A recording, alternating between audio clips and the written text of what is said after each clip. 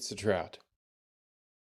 Today's episode stars a lady that, shall we say, is intriguing and interesting. Her name is Anna Achimowicz, and she is a physiotherapist for Rockstars. Now you're thinking, what? But here's the thing.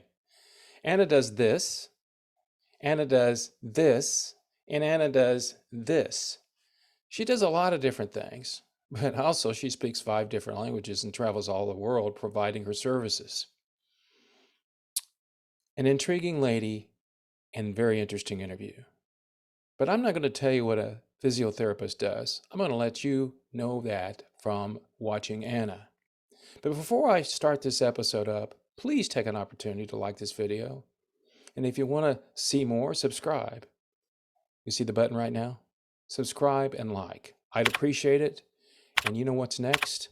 It's the next episode of Katie and the Trout with Anna, physiotherapist to the Rockstars. Rock on, people.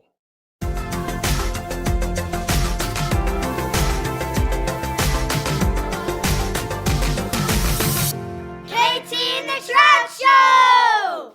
You started out, I assume you started out as a dancer, not as a bass player. Was that your passion at first? Correct order of things. I initially Okay. started as a 6-year-old, 6-year-old, essentially, moving around, being hyper around the house in Las Vegas hotels, carpets, just as long as a crowd was around, as long as I had attention, that was my expression. And my bass playing is my latest passion, my latest career, funny enough. So between kind of being a 5-year-old in California, fast forward to 30 plus years, all of a sudden it comes full circle and more things come in, the rock and roll world, the metal world, and fused with medicine. Long story short, so yeah, correct, contemporary dance, that's what I initially I was going to ask you, so it was contemporary went into. dance. Yeah, contemporary. You know what, Rick? I actually started in musical jazz hands. If you remember, you and your viewers are maybe familiar with the world-known Metro musical that toured around in the 90s across Europe and in the States. I was initially first cast as a kid, but somewhere deep down I knew, you know what, this is too jolly, too happy. I need something, more alternative, something Right. weird, edgy. Yeah. So I figured, nah, I'm good with modern jazz and tap and all of that. That kind of paved the way, for a certain technique and stretching and acrobatics and acting. But the first stage piece that I did was in Buto Japanese dance, which is avant-garde, super dark, about, bombing and stuff. And I was an 11-year-old. That was my debut as Anna Achimowicz, solo choreography, Right. self-directed and self-performed. So that was one of those paths that's kind of set it all up. But I was a weird kid. I laugh. But you know what's interesting? You started traveling when you were a kid. You've obviously you used to international traveling. Did. Travel is one of those elements of my life that is really in my blood. I cannot stay still. I hate being on the spot and kind of feeling stuck and thinking, oh my God, okay, a settled down lifestyle, none of that. Right. But indeed, my parents kind of initiated that because living in California from age 4, we traveled a lot. My dad was a scientist. My mom was just kind of raising me and taking care of the house, assisting science and research and brain projects of my dad. We were traveling from Utah through Orlando, through Florida, back and forth through Phoenix, Arizona. So I kind of got that vibe. Okay, we're packing the bags. We have a lot of flights or travels by car. And I liked it, I liked the multicultural element of it, just kind of being on the move and having things going. Yeah. And then of course, when I started performing and learning and taking workshops and classes with international teachers, I figured, well, that's the element. You either hop on a bus and you go to the stage and then you come back, or you get a flight. So it's literally, from the first moment on was injected, and it kind of stayed with me. So now, coming out of 2 years of kind of a brain freeze, a body freeze for all of us in the industry of performing arts, it's just joy to be able to be on the road again and travel freely and have the world open up. So definitely traveling is one of my passions. But when I read your bio, you've obviously been through a lot of schooling too. You got a lot of different degrees and things. You went from a dancer, and then something along you said, okay, I got a degree And what was your degree in? Your bachelor? I Yeah, forgot what it was. so the funny thing is actually I am kind of self-taught in many things as my independent career has developed, but Right. I did start studying at age 16, which in Europe back in those times, the only thing that was there in terms of arts was this cultural ministry instructional course for contemporary dance. So it lasted 2 years. It gave you a certificate and a pedagogy degree, in fact, which ended up with preparing your own piece, choreographing it, directing it, and then staging it as a practical exam. So that's what I did. But at age 18, I already was like a semi-established artist performer doing my own work, because I always knew working under someone doesn't necessarily work. So then I headed out to Austria, where the most of my, let's say, friends and community people in Europe back then in dance theater and contemporary dance used to hang out, do projects and work. I Right. started studying at Bruckner University, which was a private university back then in 2005, 6, I believe. But then out of that, I also continued doing my own work. So I did not get a degree. I was a teacher and a guest pedagogue on the second year. And throughout that time, long story short, I did my gyrokinesis gyrotonic education, which is it's sort of body work, very specific for performing arts. Works great on musicians, works great on dancers, because it includes that factor of constant movement and spiral Right. and twisting and flow and everything that is kind of translating to what guys like us do on stage. And somewhere in the middle of that was my Austrian chapter, where I was living in Austria and Vienna and in Linz during Bruckner University.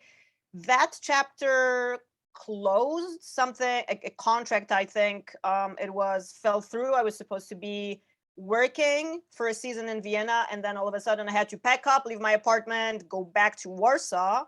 And there I started studying physiotherapy, which gave me a diploma of Bachelor of Science. I'm a BA and a licensed physiotherapist.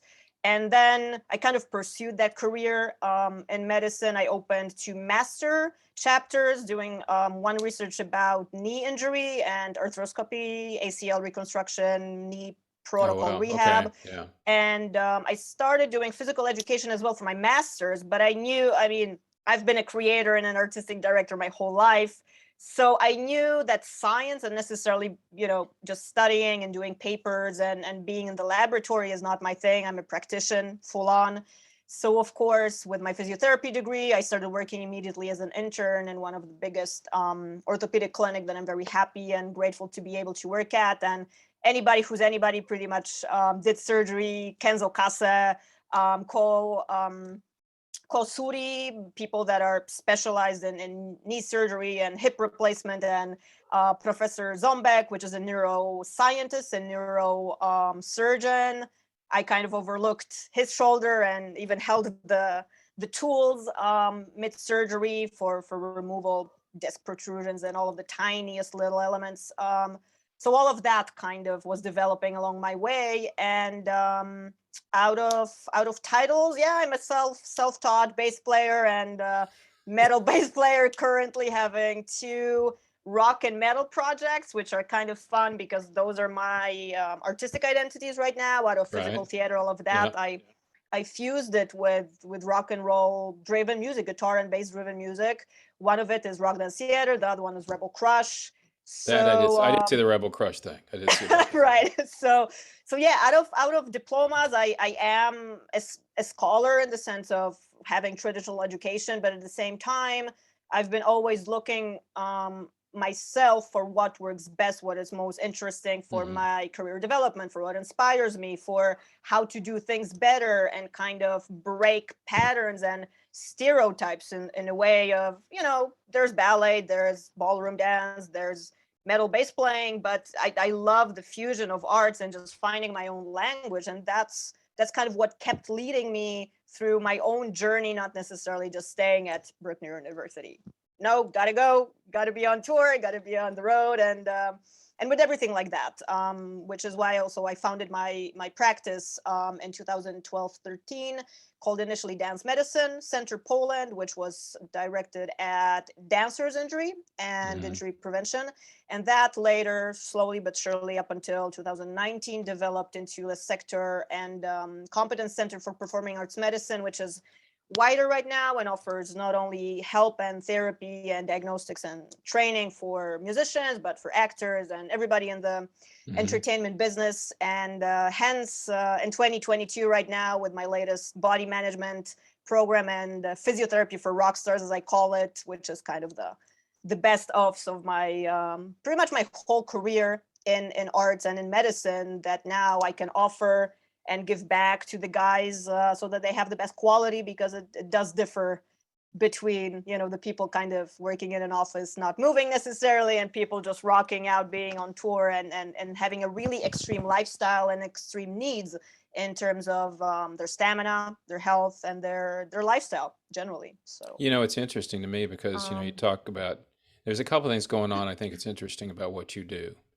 And that is, you were talking about orthopedic. Unfortunately, I've had a lot of orthopedic work lately. oh, really? I had a frozen shoulder 2 years ago. Very common thing in my practice as well. Yeah, and then I broke 3 ribs recently and 6 fractures. I'm coming off that right now. So, well, if it's a rock and roll injury, it's just I loud wish and it proud. was. But I wish I could it go. heals in a Yeah, very I slipped bad off the way. stage and I broke my back I broke my ribs on the stage. No, I slipped on the ice. So, Well, I'm glad to see you in shape and healthy. Well, appreciate it. But here's the other thing. You're talking about dance. Obviously, there's a lot of physical problems with that because you're dancing, moving around a lot. But what I see now is it's interesting that your business and our friend in the UK business has not been around longer, because it isn't like things have changed. And you're in a situation where a lot of people that you see now, especially the famous rock stars, they're getting really old. I mean, well, biological age but I'm does saying, not and so what happens is, I know discriminate. personally, it starts Of course. affecting you more. I mean, it's frozen shoulder. I went to my doctor and I said, why can't I do this? She goes, well, you need to go see I like to call them orthopods. And yeah, and they go, well, you have frozen shoulder. What the hell is that? Well, when you get to a certain age, your shoulder doesn't work anymore. I go, what are you talking about? And I thought it was guitar related, and it was, and people were like, can you still play? And I was actually still in the band, and I said, oh yeah, I can still play, so we're good. But my point being is, as these musicians get older, they need more of that. And the other part of it is too, as you said, they require a lot more. The days, I think they still exist to a certain degree, but the days where people get stoned and tear up a hotel room, they're not there Are anymore. over. Yeah. They're over. Yeah, I mean, it's a completely different reality nowadays. What I can say is musicians on the top level and world touring level, they take care of their health. They Yep. have, let's say, people like me, hopefully, being by Yep. their side as a health assistant.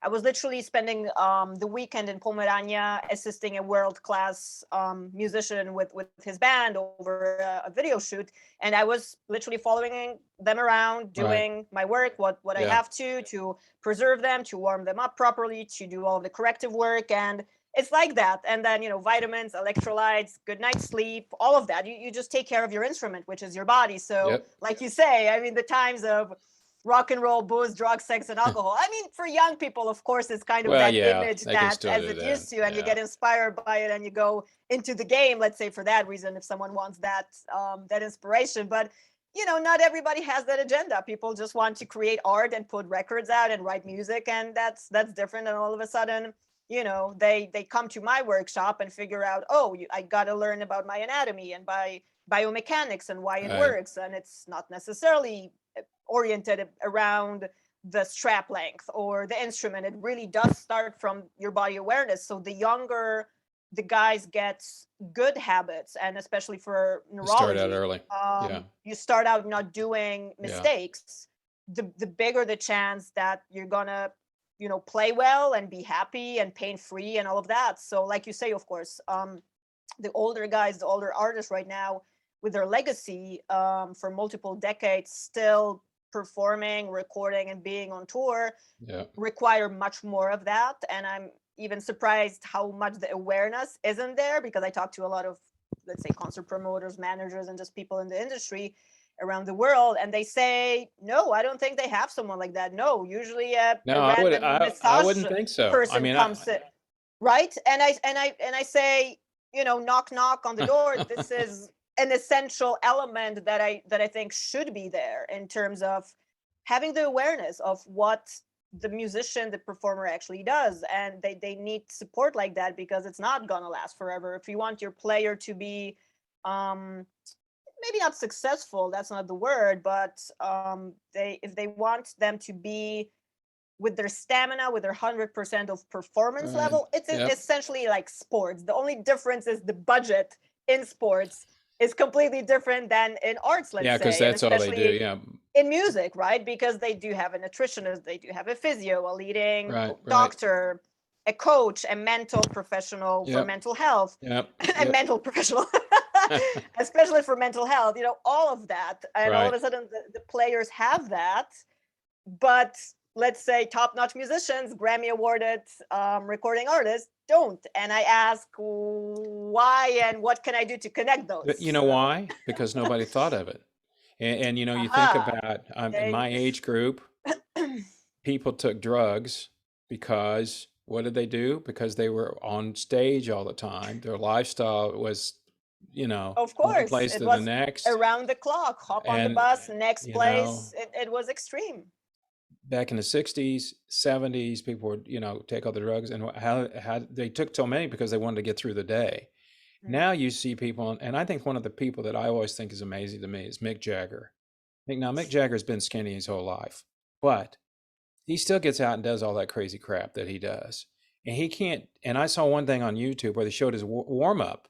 He was in a ballet studio warming up. Totally, totally. And I thought, well, he has to do that.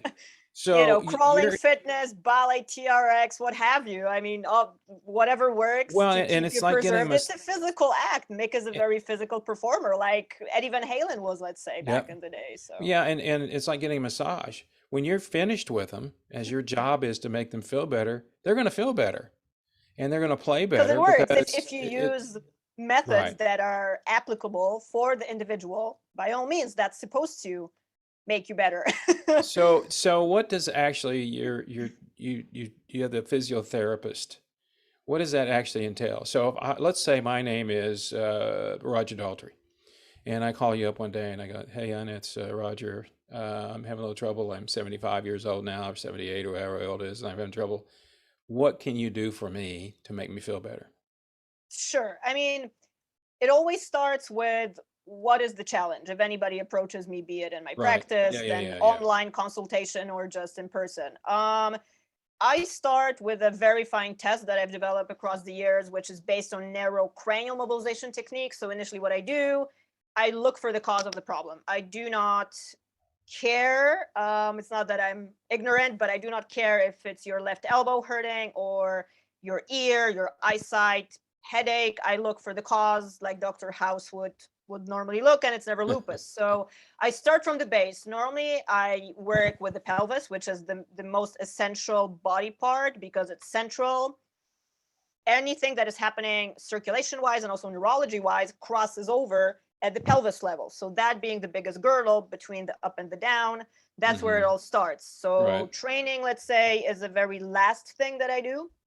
So of course, by initial conversation and kind of an interview, determining, okay, what's your medical history? What can we do to help? Right. What's your profession? Bass player approach is different. Of course, ballet dancer is different. Sure. But then I immediately go into testing and asking the body what is needed in terms of a priority for activation, correction, or anything else active that I can give as a home to do tool. And then we go from there. The moment I test, I corrected, I activated immediately, and then we go on to the next. So in that sense, the protocol is being done along the way, but only because it's based on my biomechanical knowledge, my physiotherapist classical knowledge, and also all of the alternative medicine elements that I use, because I use acupressure, I work with orthomolecular medicine, a bit with American applied kinesiology. So kind of both worlds, the alternative and classical school medicine, if you will.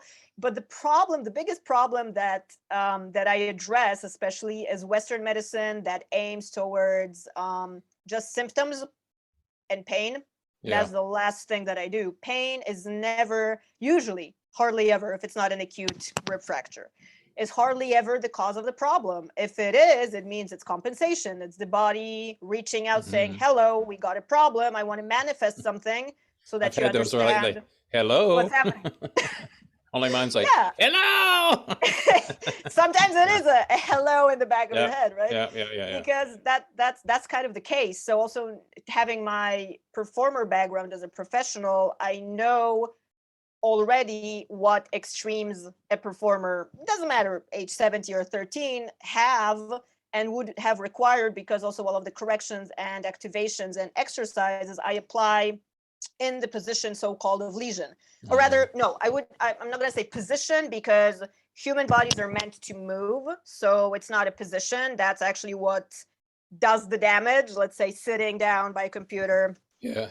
writing all Yes. day, Yeah. Yeah. sitting on a session, being, compressed, hunched, static, no circulation, the Right. lymph gets stagnated, all of that. So let's say if someone tells me it's the worst if I, let's say, rotate to one side, I have a sax on one shoulder, I have a bass on the other, because that's my act. That's how I test. That's how I adjust. And then we kind of go from there. If it's a one-time thing, I kind of send them on my way with recommendations. Of course, it's better if someone is in my hands and under my supervision, that we have a series, of course, of treatments, of sessions to essentially help with whatever body and health challenge that is. Pain or injury related, doesn't matter. I simply, let's say, break that down and send somebody off feeling better, happier, healthier, and hopefully playing longer. So Well, and you that's have a unique ideally how situation it too, works. because you've seen it, a lot of people in your business, so to speak, have seen the outside, but they haven't seen the inside. You've seen both. And I think that's And the that main gives you a unique difference. perspective that most people don't have. So I understand now you're a metal bass player, because all your clients go, don't. Headbanging, yeah, So you lesions, said, cervical problems. let's Oh see, yeah. how can I make more money? Oh, that's right. I don't care about rock music. Metal guys that bang their heads all day long, screw up their necks. Okay, I'll just stand around and wait for them to call me. My that that neck. that I could saw your not be Instagram. further. I think it was That could Facebook or not be. Instagram that you were talking about that, and you were talking about you do this all day long, and it's like, and I always thought That's that's true. why. Yeah, that was one of my instructional videos. But yeah, Yeah. I mean, all jokes aside, that could not be further from the truth. No, I'm However, just kidding, obviously, but because on a it's funny. business level, it's exactly the way to go. I mean, you find your niche and you stick to Yeah. it. But it couldn't be more true. I mean, even I think I sent that to you before we were setting up the interview. A good friend of ours in the bass community, Joe McGyver, which is the head editor of Bass Player Magazine, was kind enough to do an interview with me yesterday, Yeah. last year. And yesterday, I texted him yesterday, so that's why. Apologies for the time lapse. And we were talking about playing safe and all of that. So one of his question was, if anyone can still pick up the issue and read it in full. One of the questions was exactly, so what do you recommend that we do? Should we not headbang ever at all, or like, no, headbang, because that's essentially what we do, and it's what Yeah. makes fun and makes people cheer and have Yeah. the Right. rockstar effect. Yeah. But see a professional, attend your problems, be sure to kind of minimize whatever damage that can, because it's unavoidable. It's one of those wear and tear stress things, which exactly, with all due respect, other professionals and doctors oftentimes, I mean, I have players all the time tell me, I went to a doctor and they asked me what I do. And when somebody bends over and can touch their feet with their hands because they're so flexible and Right. stretched, Yeah. they ask, what's your problem? You're healthy. Next. And, And that's a or here's consecutive some thing among drugs. others. Or here's an Yeah. anti-inflammatory, Yeah. which Here's something. again Take this and call me in 6 months. Yeah. is one of those things that I, not being a medical doctor, cannot comment on in my practice, but I can approach it in the sense of what we can do, because pain management is an essential element of my work.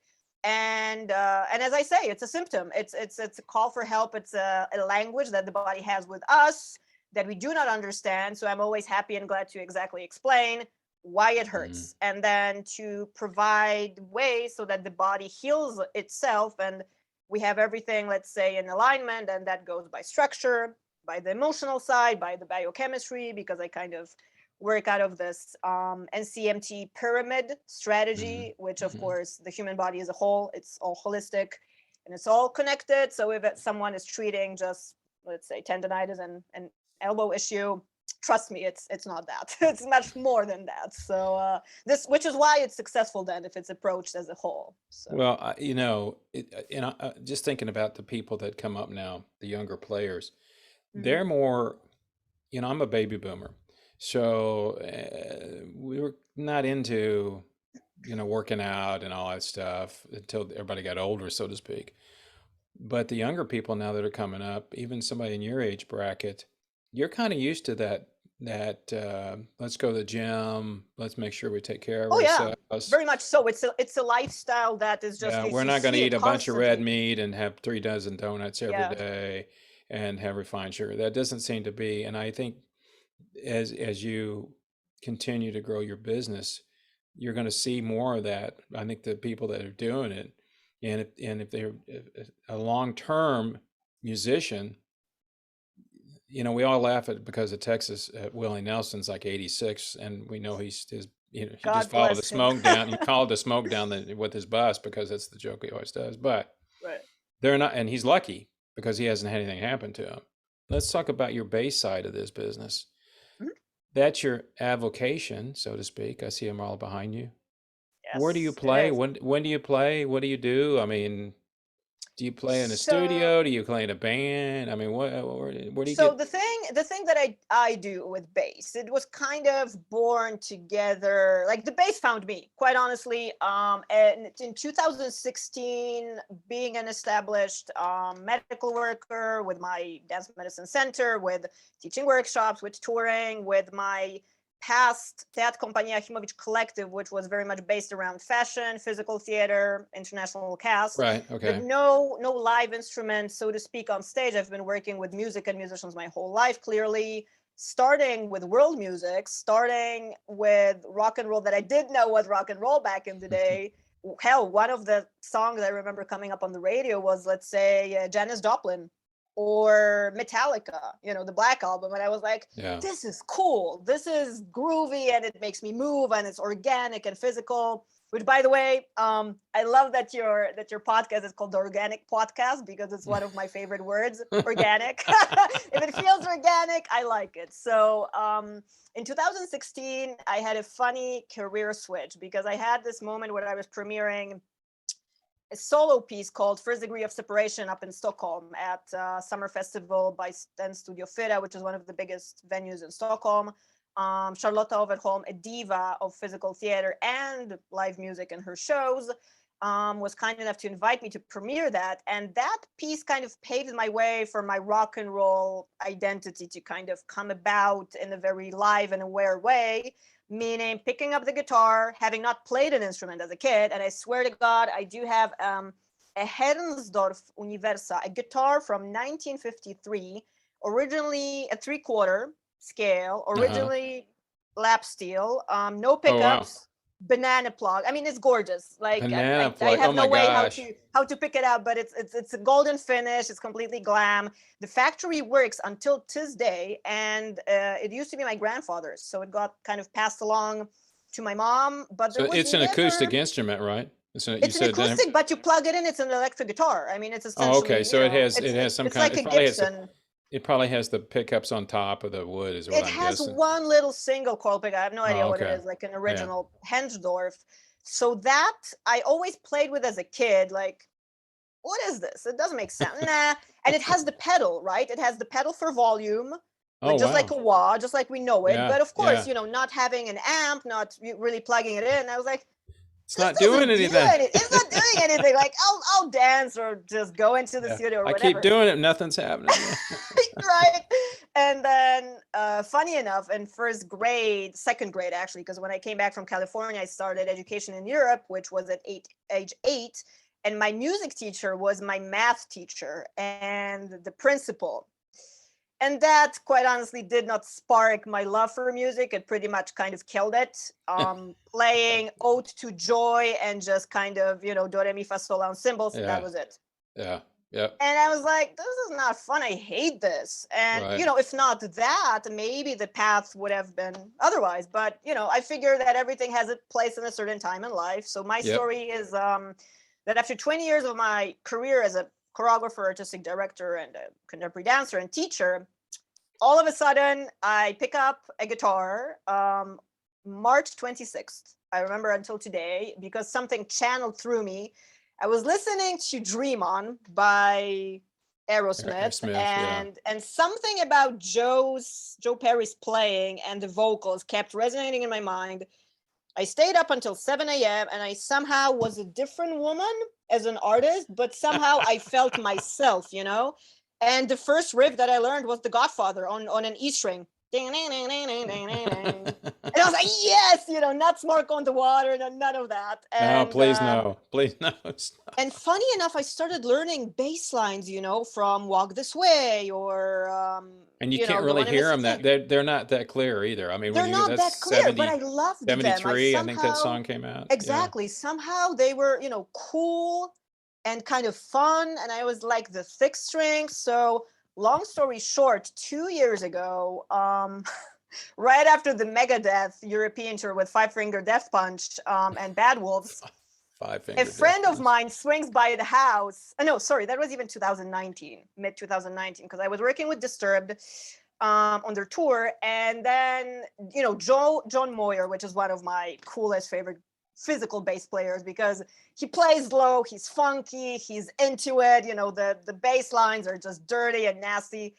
And that kind of caught my attention in terms of, doing stuff on the instrument, Right. but Yeah. connecting Yeah. them with my choreography, which is interactive, leaning across the neck, hanging upside down, jumping on the drum riser, all of it. That's what rock dance theater essentially is about, that language.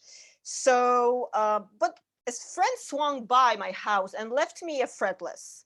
It was a complete, like a Fender Anonymous, I think, Yeah. Fender Yeah. lookalike, but Yeah. he chopped off the bottom of the body and the cutaway. So he did a double cutaway, which made it completely, disequilibrated. It kept falling off my lap. Didn't Sure. feel good. Right. It just stayed there. And I kid you not, Rick, it stays like that for a week, for a year, up until a month before the pandemic strikes. A friend takes that one away, gives me almost a Gibson EBO, which was a Czech Republic copy. And I pick it up and I start shredding, David Ellefson, trash Megadeth kind of bass lines, just to not go insane when the world closed Oh down. I yeah. was teaching a Sure. series of Yep. Time to Rock workshops in Paris and Krakow and Warsaw. And a month after that, I swear to God, I flew in, and the next day the borders closed, and that was that. So I was like, okay, what do we do now? Like, no one knew, right? As a medical Right. professional, even I went, no one knows what it is. We don't know if we can breathe air in a safe way. I mean, no one knew what COVID was. No. So that was kind of like this panic moment. I figured, okay, I'm going to spend my time in a, profitable way and just learn another skill.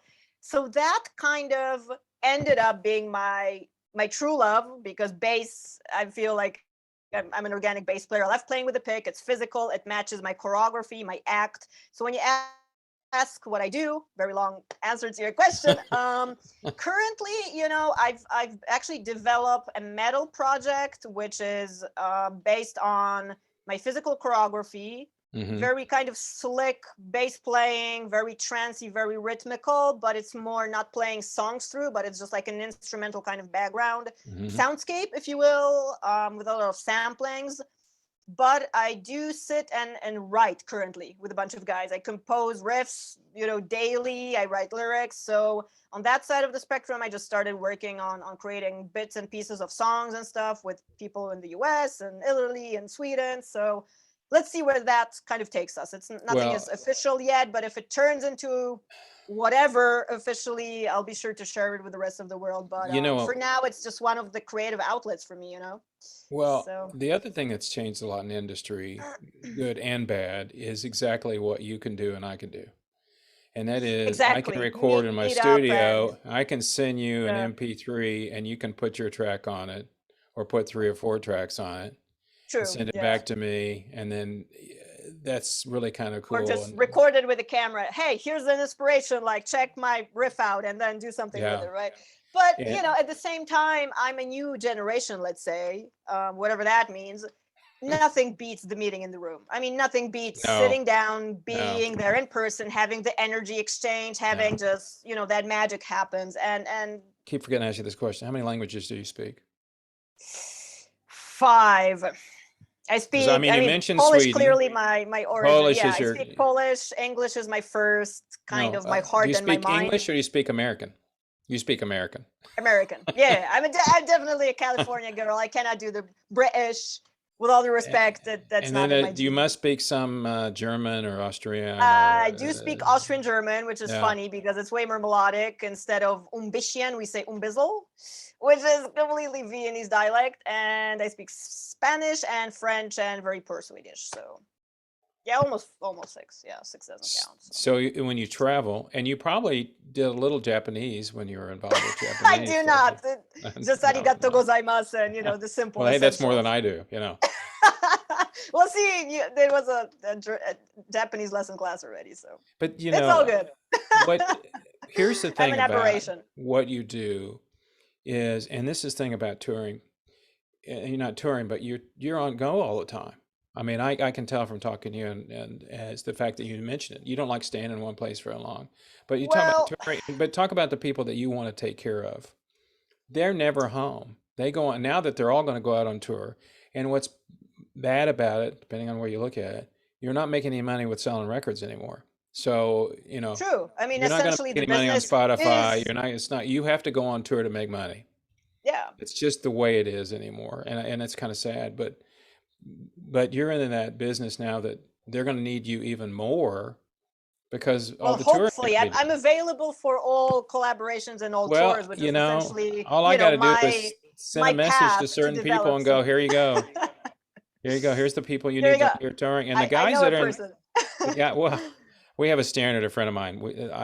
I was always known as the guy that knows a guy. Yeah, And I mean and that's the whole business essentially, as always has been. and I was talking to just interviewed a Human resources. gentleman from the Muscle Shoals area, which is the hit Mhm. capital of the world. They've had more Rolling Stones, Paul Simon, uh, Aretha Franklin. I just name off everybody, and they still come there all the time. Nice. And he calls it the circle gets bigger. That's why he calls it as you continue to True. grow True people. statement. Yeah. But that's another reason I do this is because I meet people like you, and then I get to know people like you that are doing stuff. And it is true that once you're in the music game, no matter what you do, whether or the artistic endeavors, you can talk to anybody. I mean, you were talking about earlier playing Ode to Joy, but you could sit down and talk to a symphony player too because they're musicians. Oh yeah, of I course. mean, I mean, it we're all comes in down. that. Yeah, Yeah, it's the same we're in the cause. club. We're in the Exactly. Yeah. club.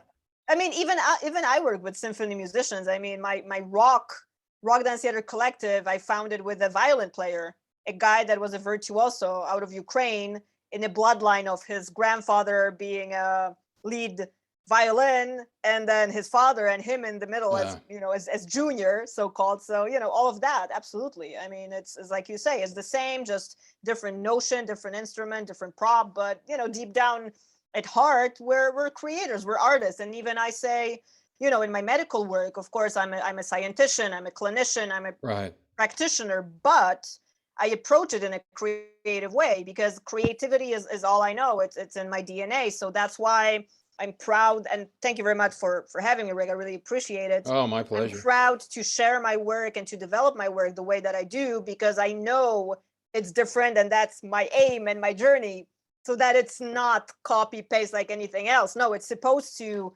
kind of pinpoint the red flags, if you will, that nobody else wants to address. I kind of like it the uneasy way, if you will, because that's where you can do the most and kind of cut down the superficial and go deep down into stereotypes. I mean, if I had $1 every time that someone told me that they had a bad exercise, let's say, or a bad recommendation, or oh, I shouldn't have done Hmm. this because Hmm. it's it's from the 70s and the 80s, and the Right. approach has changed. Yeah. Medicine Yep. has changed substantially. Yep. Science has gone. I mean, we print organs essentially, and we print joints right now with a 3D printer. So, what are you talking about? The not knowing that the iliopsoas muscle stabilizes the lumbar spine and lifts the leg. No, in the 80s, if you remember first Broadway, your generation, with all due respect, for sure does.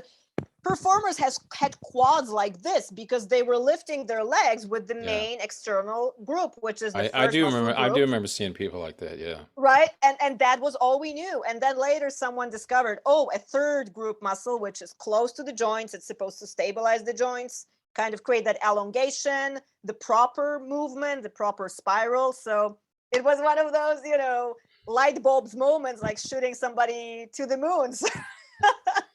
Well, and Those were the times. you're making a comment, which is we see it all the time in the international news. The world is a very small place now.